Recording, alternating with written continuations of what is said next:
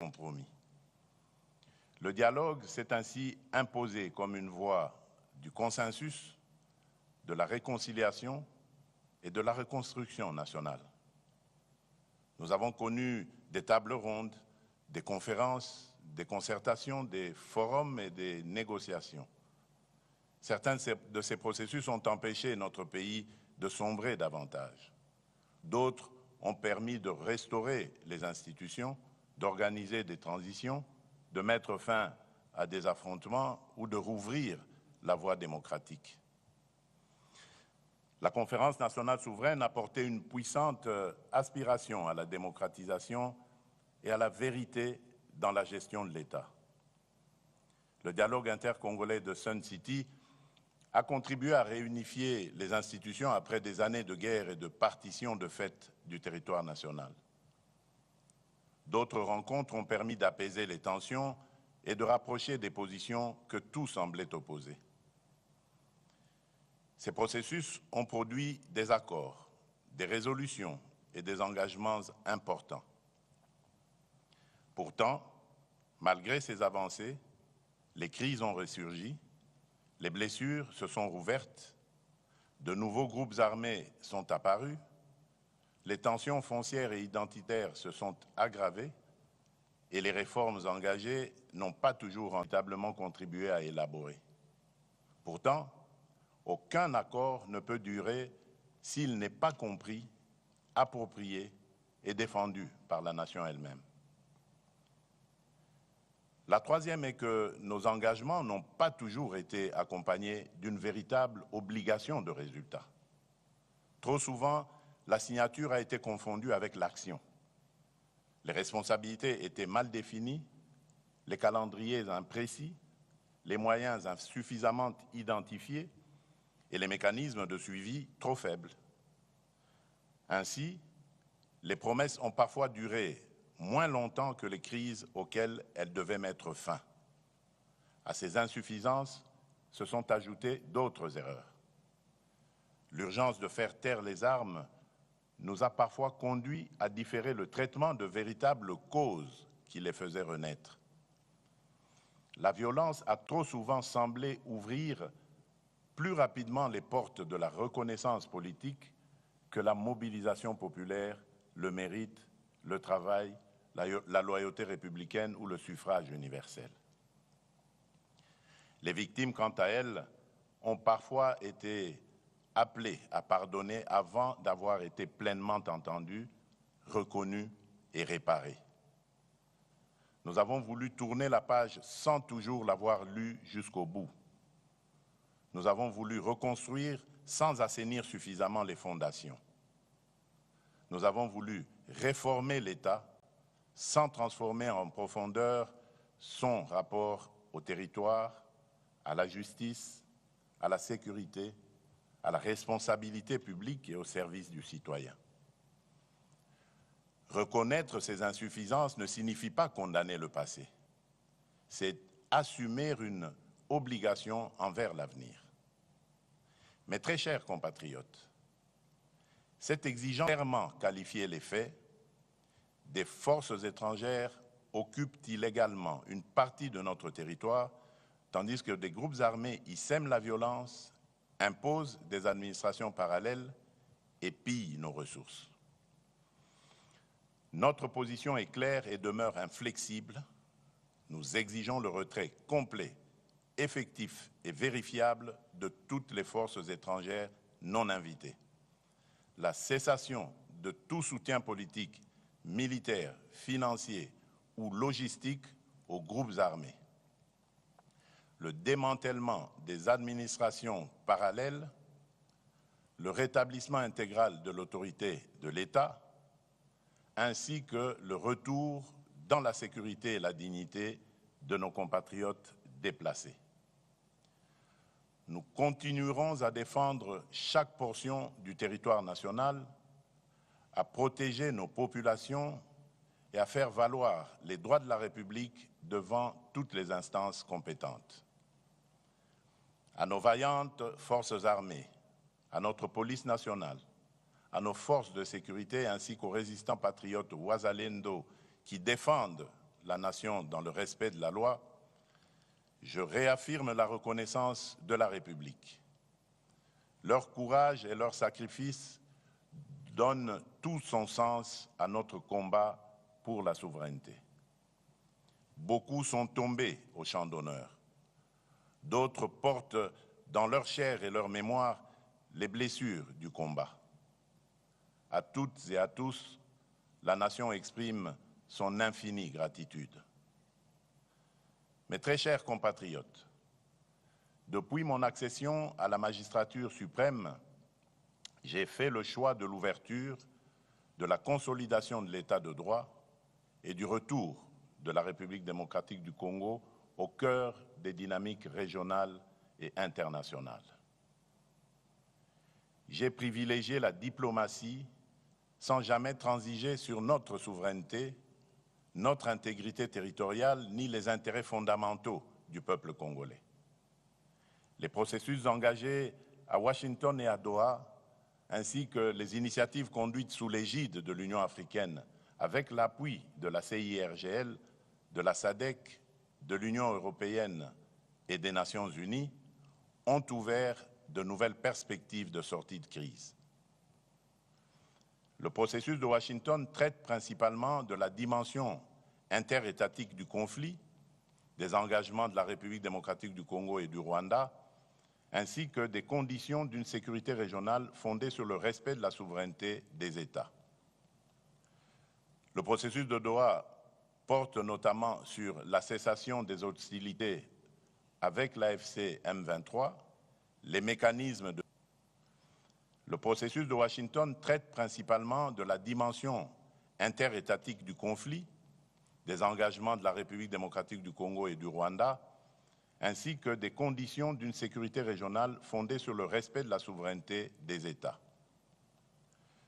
Le processus de Doha porte notamment sur la cessation des hostilités avec l'AFC M23, les mécanismes de vérification, l'accès humanitaire et les conditions nécessaires à la stabilisation durable de l'Est de notre pays. L'Union africaine, à travers sa médiation et son panel de facilitateurs, veille à la cohérence africaine de ses démarches en coordination avec les organisations régionales et nos partenaires internationaux. Ces processus sont indispensables. Ils doivent être poursuivis avec constance et leurs engagements pleinement exécutés. Mais ils ne peuvent, à eux seuls, réparer toutes les fractures qui traversent notre nation. Face aux menaces extérieures, notre sécurité repose d'abord sur notre détermination à défendre la patrie, sur la solidité de nos institutions et sur l'efficacité de notre diplomatie. Elle peut être renforcée par l'engagement ferme de nos partenaires vis-à-vis de l'exigence du bon fonctionnement des mécanismes internationaux. Mais notre cohésion intérieure dépend avant tout de nous. Elle demeure le fondement le plus sûr de notre souveraineté et la meilleure garantie de notre avenir. Les processus de Washington et de Doha peuvent soutenir nos efforts en faveur de l'assainissement des relations entre États, de la cessation des hostilités et de la stabilisation de l'Est. Mais aucun accord diplomatique ne peut définir à la place des Congolais la République que nous voulons bâtir, ni réconcilier durablement nos communautés sans leur pleine participation. Les avancées obtenues sur le terrain diplomatique ne produiront une paix durable que si elles s'appuient sur la cohésion nationale et sur la reconstruction intérieure de la République.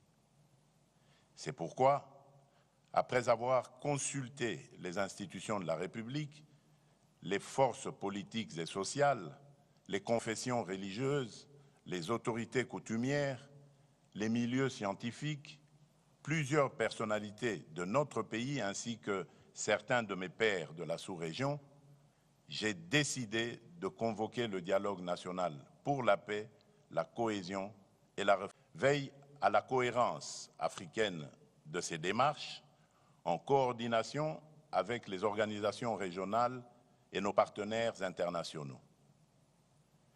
Ces processus sont indispensables. Ils doivent être poursuivis avec constance et leurs engagements pleinement exécutés. Mais ils ne peuvent, à eux seuls, réparer toutes les fractures qui traversent notre nation.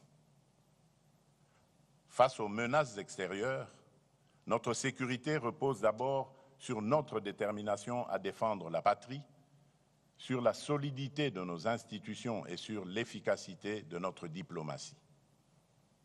Elle peut être renforcée par l'engagement ferme de nos partenaires vis-à-vis de l'exigence du bon fonctionnement des mécanismes internationaux.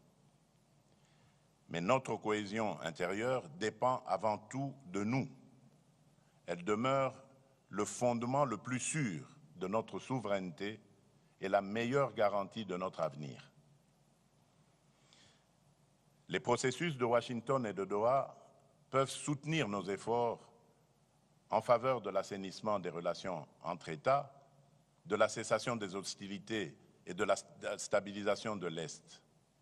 Mais aucun accord diplomatique ne peut définir à la place des Congolais la République que nous voulons bâtir, ni réconcilier durablement nos communautés sans leur pleine participation. Les avancées obtenues sur le terrain diplomatique ne produiront une paix durable que si elles s'appuient sur la cohésion nationale et sur la reconstruction intérieure de la République. C'est pourquoi, après avoir consulté les institutions de la République, les forces politiques et sociales, les confessions religieuses, les autorités coutumières, les milieux scientifiques, plusieurs personnalités de notre pays ainsi que certains de mes pairs de la sous-région, j'ai décidé de convoquer le dialogue national pour la paix, la cohésion et la refondation de l'État. Ce dialogue est une initiative souveraine conçue par les Congolais et pour les Congolais, conduite sur le territoire national et orientée exclusivement vers les intérêts supérieurs de la nation. Il réunira les filles et les fils de notre pays autour d'un impératif qui dépasse nos personnes, nos partis et nos ambitions, à savoir défendre la République, consolider la paix, préserver l'unité nationale et protéger nos intérêts stratégiques.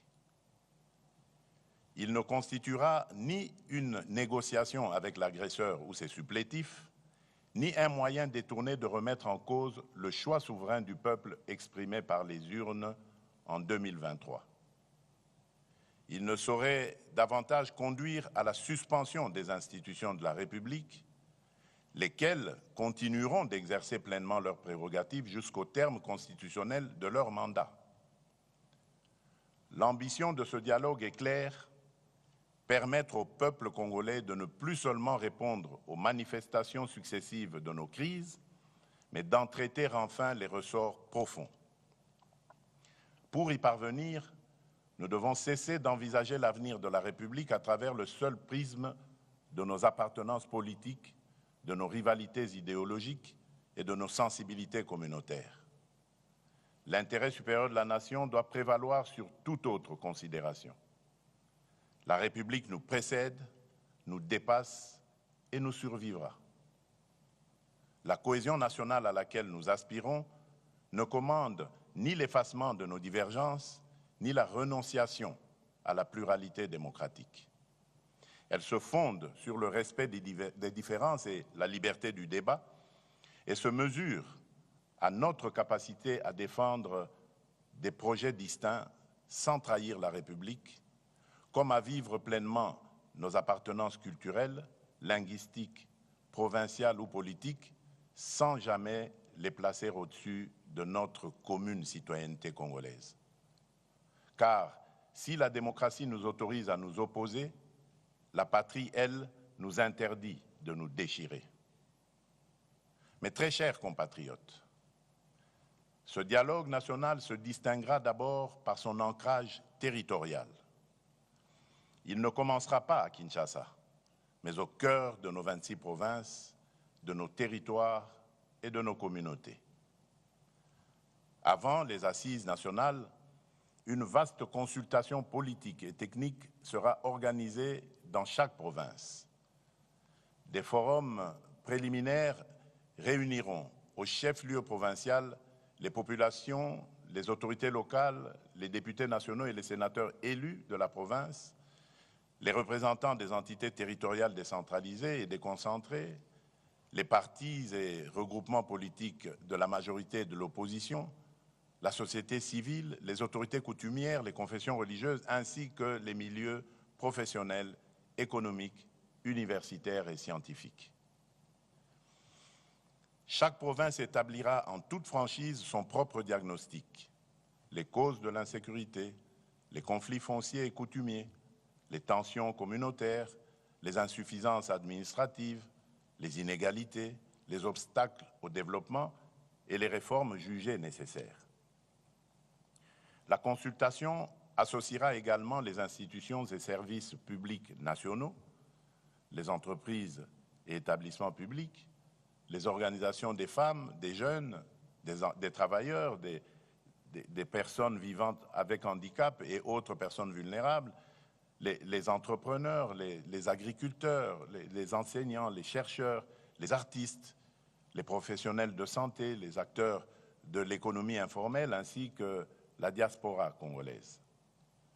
Chaque entité consultée formulera ses priorités et ses propositions. L'ensemble de ces contributions sera consolidé dans un document de synthèse nationale qui constituera le socle des travaux et garantira l'ancrage populaire des assises nationales. Ainsi, les assises de Kinshasa ne seront pas le point de départ du dialogue, mais l'aboutissement d'une parole recueillie à travers tout le pays. Le peuple congolais ne sera pas appelé à entériner les conclusions d'une négociation menée sans lui. Il sera la source, la conscience et le véritable auteur de ce processus. Les assises nationales réuniront des délégués reflétant la diversité politique, institutionnelle, sociale, territoriale et culturelle de la nation.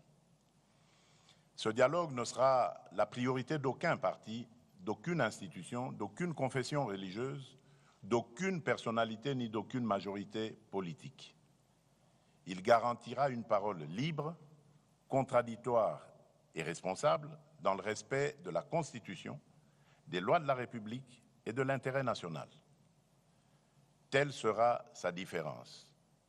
Une différence de méthode, d'ancrage et de nature. Toutefois, l'inclusivité ne signifie ni l'effacement des principes, ni la confusion des responsabilités. Nul ne sera exclu en raison de ses opinions, de ses critiques, de son appartenance politique, de son origine provinciale, de sa langue, de son ethnie ou de sa religion. Mais nul ne peut prétendre s'asseoir à la table de la nation tout en prenant les armes contre elle. Aucune arme ne conférera à son porteur un droit supérieur à celui que le suffrage reconnaît aux citoyens. Aucune conquête militaire ne pourra être convertie en légitimité politique. Aucun mouvement armé ne pourra invoquer l'inclusivité pour imposer par la force ce qu'il n'a pas obtenu par les voies démocratiques. Ne pourront donc pas participer à ce dialogue en qualité de composantes politiques ceux qui, à l'ouverture du processus, combattent par les armes l'ordre constitutionnel, occupent par la force une partie du territoire national, administrent illégalement des entités de la République ou agissent au service d'une puissance étrangère, en l'occurrence le Rwanda. Cette règle ne constitue pas une exclusion fondée sur les personnes, les opinions ou les appartenances. Elle exprime la réprobation de la nation à l'égard de ceux qui mènent la guerre contre la République, ses institutions et ses citoyens, tout en revendiquant les droits attachés à la vie démocratique. Le processus de Doha demeure le cadre approprié pour traiter avec l'AFC M23, des questions relatives à la cessation des hostilités, au désengagement, au cantonnement, au désarmement et aux autres modalités directement liées au conflit. Le dialogue national ne se substituera pas à ce processus. Il ne deviendra pas davantage une voie parallèle permettant d'obtenir par les armes ce que la démocratie et l'ordre constitutionnel n'ont pas accordé. Une voie de réintégration au sein de la communauté nationale restera néanmoins ouverte à ceux qui, à titre individuel, renonceront de manière sincère et vérifiable à leur engagement armé et à toute forme de violence et qui condamneront sans équivoque l'agression dont notre pays est victime. Leur prise en charge s'inscrira dans les mécanismes de désarmement, de démobilisation, de réintégration, de relèvement communautaire et de stabilisation, le PDDRCS, ainsi que dans les dispositifs de justice et de réconciliation. Mais attention, la paix ne saurait signifier l'impunité. Les crimes de guerre, les crimes contre l'humanité, les actes de génocide, les violences sexuelles graves et les autres crimes imprescriptibles ne pourront être effacés par une amnistie générale ni sacrifiés au nom d'un compromis politique. Nous ne construirons pas la réconciliation sur l'oubli. Nous ne laisserons pas davantage la vengeance, la haine ou la peur décider de l'avenir de nos enfants. Notre responsabilité sera de tenir ensemble deux exigences indissociables, ouvrir le chemin de la paix à celles et ceux qui renoncent sincèrement à la violence et garantir la justice à celles et ceux qui en ont été les victimes. Mes très chers compatriotes, afin que ce processus ne demeure pas une simple déclaration d'intention, je prendrai dans les tout prochains jours une ordonnance instituant le comité d'organisation du dialogue national pour la paix, la cohésion nationale et la refondation de l'État. Ce comité sera chargé d'assurer la préparation administrative, matérielle et logistique du dialogue et de veiller à ce que les préalables indispensables à sa bonne tenue soient réunis. À l'issue de ces travaux, il me soumettra un rapport préliminaire présentant ses conclusions et ses recommandations. Sur la base de ce rapport, je signerai une autre ordonnance convoquant le dialogue national. Celle-ci, donc cette ordonnance, en fixera les principes et directeurs, les principales étapes, les modalités de représentation, ainsi que les mécanismes de suivi et de mise en œuvre de ces conclusions. Elle instituera également une commission préparatoire chargée de concevoir et d'organiser le processus, d'en proposer la feuille de route et de conduire les consultations techniques et politiques. Ces membres seront choisis pour leurs compétences, leur probité, leur indépendance d'esprit et leur attachement à l'intérêt national. Les confessions religieuses y seront représentées et contribueront par leur autorité morale, leur expérience et leur proximité avec les populations à instaurer la confiance et à favoriser le consensus. Les autres organes du dialogue, notamment le bureau et l'assemblée plénière, ainsi que leurs attributions et leurs modalités de fonctionnement, suivront par la suite. Le processus s'ouvrira par des consultations dans les provinces. Il se poursuivra par des assises nationales à Kinshasa, sur le territoire de la République. Car un dialogue congolais consacré à l'avenir du Congo doit se tenir au Congo sous la responsabilité des Congolais.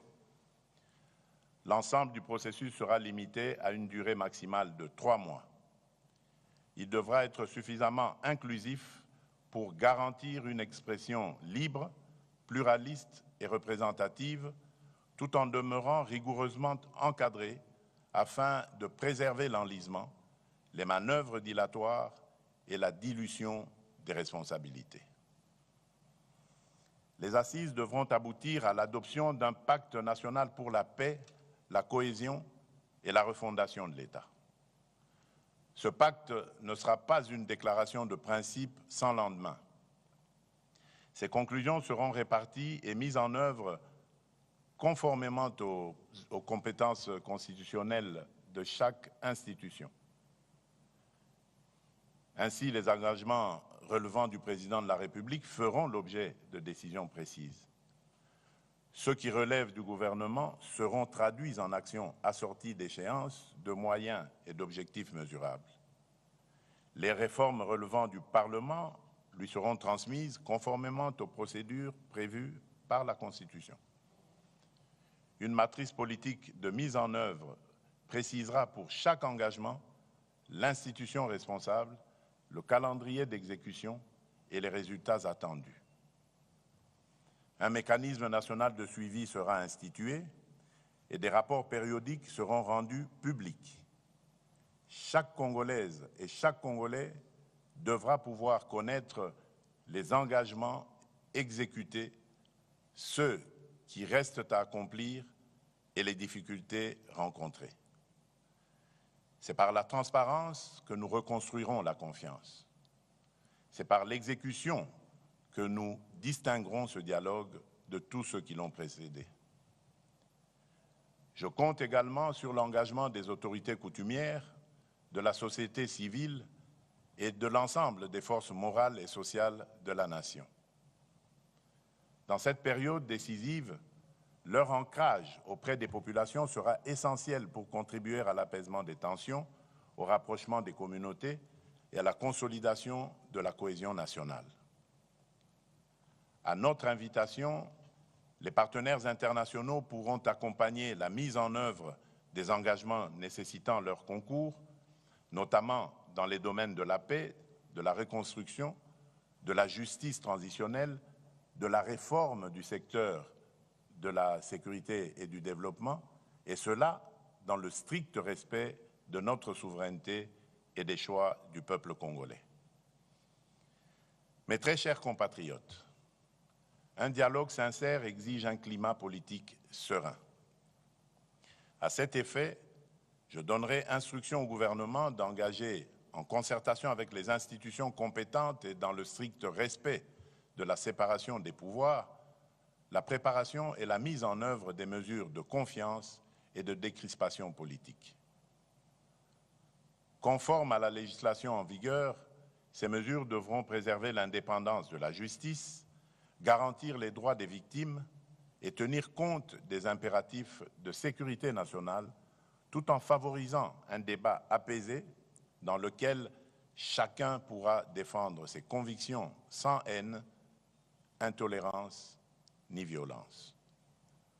Dans l'esprit de responsabilité et de concorde nationale qui guide cette démarche, je veillerai personnellement à ce que soient réunis dans le strict respect des lois de la République et des exigences de la paix civile les conditions de sécurité et de confiance nécessaires au retour et à la participation de ceux de nos compatriotes que les épreuves de notre histoire récente ont conduit, pour diverses raisons, à se tenir en marge de l'unité nationale.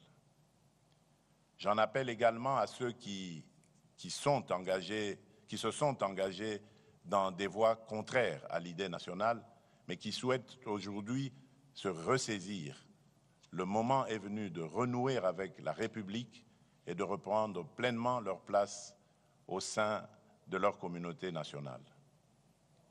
J'invite enfin chaque acteur politique, social, religieux ou communautaire à accomplir le geste d'apaisement que la nation attend de lui, baisser le ton, renoncer au discours de haine, proscrire tout appel à la violence, préférer l'argument à l'invective et placer en toutes circonstances l'intérêt supérieur de la République au-dessus des intérêts partisans. Congolaises, Congolais, mes très chers compatriotes, l'heure n'est plus aux postures stériles. L'heure n'est plus aux querelles de préséance ni aux fractures entretenues au détriment du peuple. L'heure est au sursaut, à l'unité et à l'action. Au-delà des crises présentes, la démarche que nous engageons nous invite à un choix historique. Voulons-nous leur léguer une République condamnée à subir les crises ou un État capable de les prévenir et de protéger durablement sa population? Voulons-nous leur laisser un territoire immense mais inégalement administré ou une puissance publique présente dans chaque province jusqu'au dernier village et à la dernière frontière? Voulons-nous une démocratie où chaque compétition politique menace la cohésion nationale ou une république où les désaccords s'expriment librement sans compromettre la paix civile ni la continuité de l'État? Voulons-nous enfin leur transmettre une économie qui exporte ses richesses tout en maintenant son peuple dans la précarité ou une économie qui transforme ses ressources, crée des emplois, réduit les inégalités et améliore réellement les conditions de vie? Nous devons bâtir une république où nul n'aura à prendre les armes pour être entendu, où l'appartenance ethnique, provinciale ou sociale ne sera ni un privilège ni un motif d'exclusion, où la justice ne sera pas l'apanage des puissants, où enfin notre diversité ne sera plus instrumentalisée pour nous diviser, mais reconnue comme une richesse et mise au service de l'unité nationale. Nous voulons une République réconciliée avec elle-même, respectée dans la région et capable d'assumer au cœur de l'Afrique le rôle que lui assigne son histoire, sa géographie, son peuple et ses ressources. À la jeunesse congolaise, je veux dire ceci. Ce dialogue ne concerne pas seulement le pays tel qu'il est aujourd'hui. Il engage l'État dont vous hériterez demain. Ne laissez personne décider de votre avenir sans vous. Prenez toute votre place dans ce processus. Portez-y vos idées, vos exigences, votre créativité et votre volonté de transformation. Rejetez les discours de haine, les manipulations identitaires et les appels à la violence. La République a besoin de votre intelligence, de votre énergie et de votre courage. Aux responsables politiques, je demande de mesurer pleinement la portée de ce moment. Le dialogue ne devra être ni un marché politique, ni un instrument de repositionnement personnel, ni une tribune de règlement de comptes. Il devra servir exclusivement la paix, l'unité nationale et l'intérêt supérieur de la République.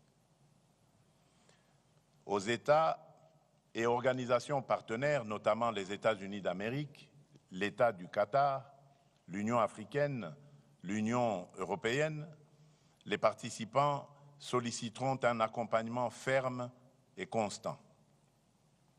Celui-ci devra contribuer au retrait des troupes rwandaises du territoire congolais, au dépôt des armes par l'AFC M23 et à l'aboutissement des processus engagés à Washington et à Doha. Pour ma part, je prends devant la nation l'engagement de garantir l'indépendance, la représentativité et la sécurité de ce dialogue. Je veillerai à ce qu'il ne soit confisqué par aucun camp ni détourné de sa finalité. Je veillerai également à ce que ces conclusions ne se perdent ni dans les calculs politiciens, ni dans l'oubli.